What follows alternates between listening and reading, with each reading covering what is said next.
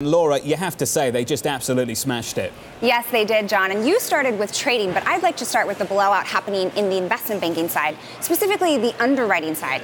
You will see from those Morgan Stanley results that they actually blew it out of the park there, plus 34% in the new stock deals category. In the bond deals category, plus 7%. And that was, of course, over expectations that actually called for them to be a bit negative in both of those areas of investment banking.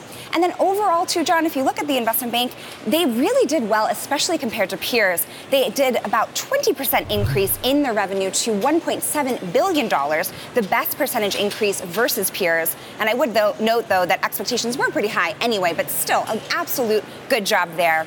Trading, as you mentioned, was really great, increased 14%, driven by that strong Morgan Stanley equities franchise. And that did beat out Goldman Sachs this quarter, having had overall trading better than Goldman Sachs, and also, again, taking that equities trading crown. So that's something Morgan Stanley's always looking forward to.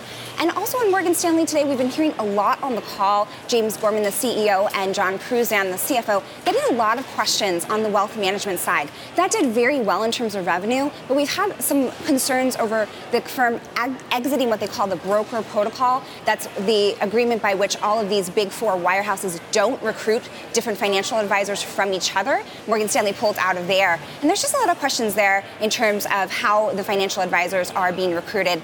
So listen in further on the call.